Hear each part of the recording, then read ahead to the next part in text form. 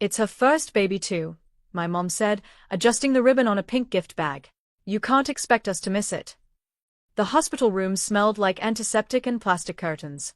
My surgery was scheduled for the next morning. Life-saving, according to the cardiologist who had repeated the phrase 3 times while explaining the risks. Hi everyone, my name is Avery. I sat propped up against stiff white pillows while my parents stood near the door like visitors who had somewhere better to be. It's just a dog's birthday party, I said quietly. It's not just a dog, my sister corrected over speakerphone. She's family. My dad shrugged. Your procedure will take hours anyway. Hours. Like my survival had become inconvenient scheduling. I watched my mom tie the ribbon tighter around the gift bag. She's been planning this for months, she added. You understand. I did understand. Just not the way they expected.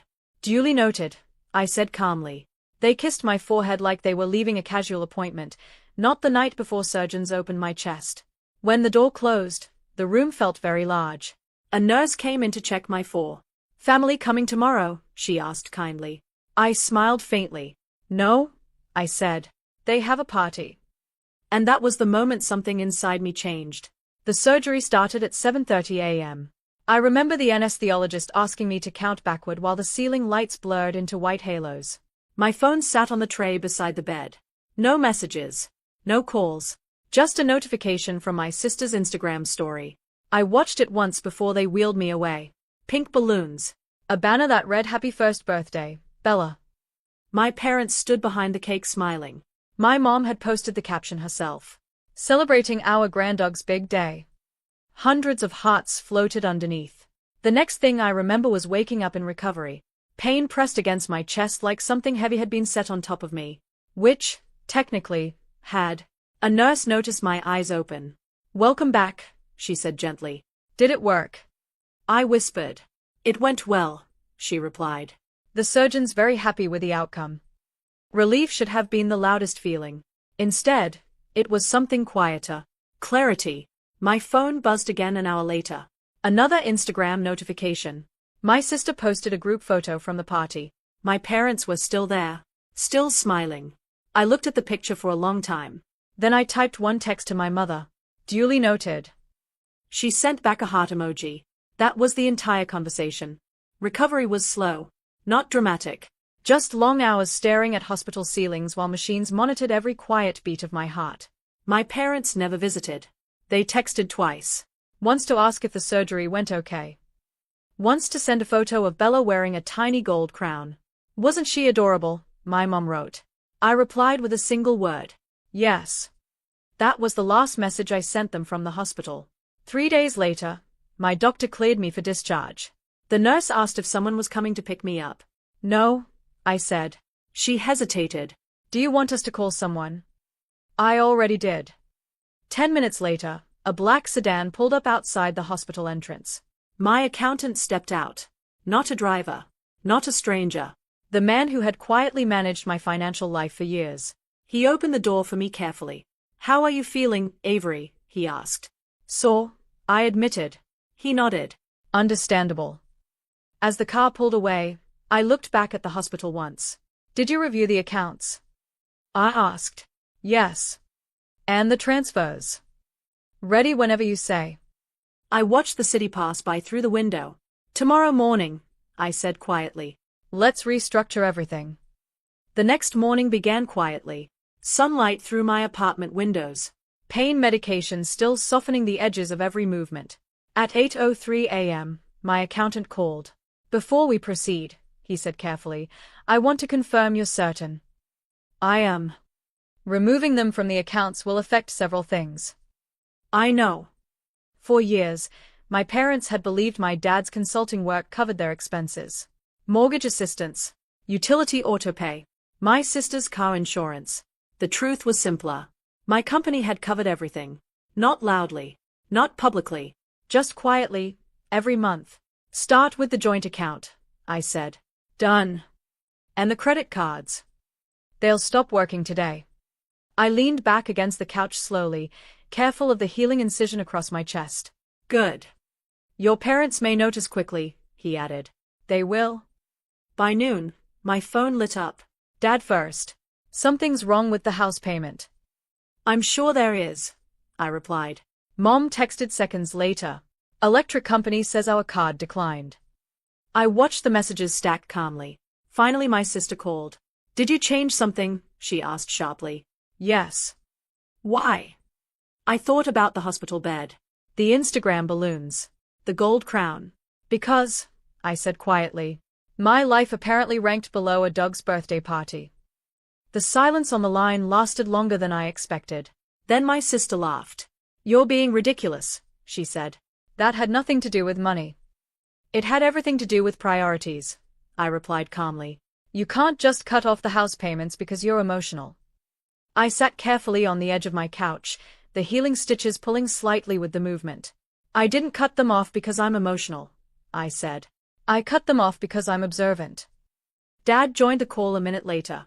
What exactly did you stop paying? He asked. Mortgage support, utilities, your 2 credit cards, and Emily's car insurance. Another pause.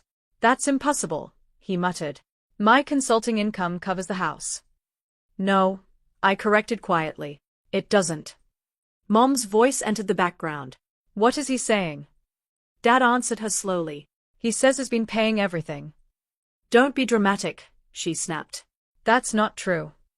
I didn't interrupt, because proof speaks louder than explanations. 5 minutes later, Dad came back on the phone. His voice sounded different now. The bank confirmed the transfers came from your account, he said carefully. Yes. Since when? 3 years. And suddenly no one sounded amused anymore. No, my mom said immediately in the background. That's not possible. Dad didn't argue this time, because the bank had already confirmed it. 3 years of transfers, mortgage supplements, utility payments routed through my company's secondary account. My sister spoke again, but the confidence was gone. Why would you do that without telling us? I took a slow breath, careful not to pull the healing stitches across my chest.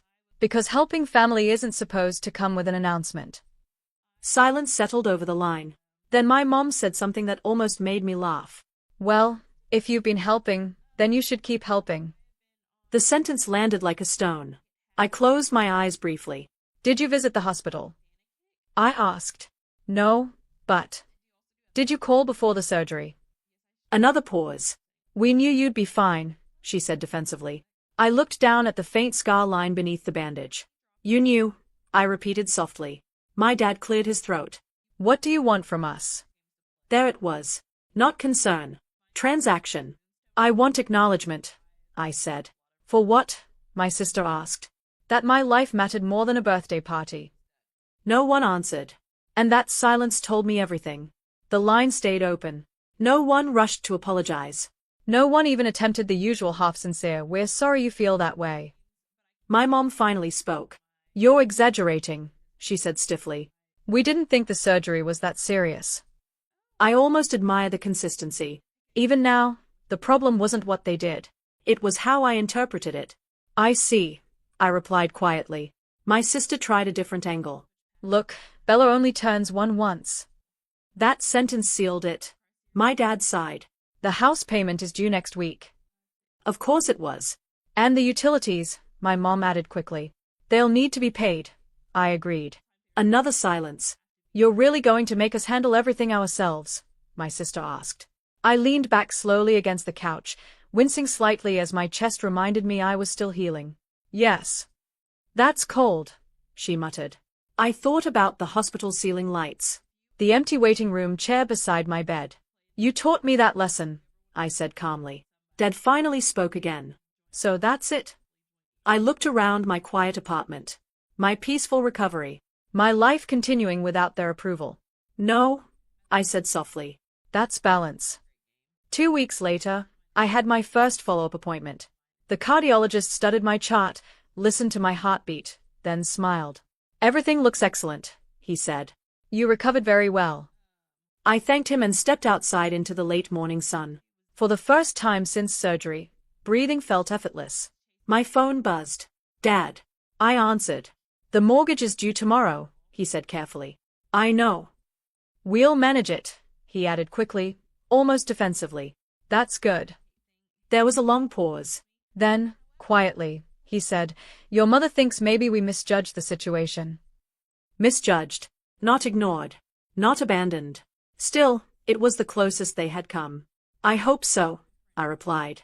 Another pause. You're really not restoring the payments? He asked. No. The truth didn't feel cruel. It felt accurate. I understand, he said after a moment. We hung up without another word. That evening, I sat on my balcony watching the city lights flicker on.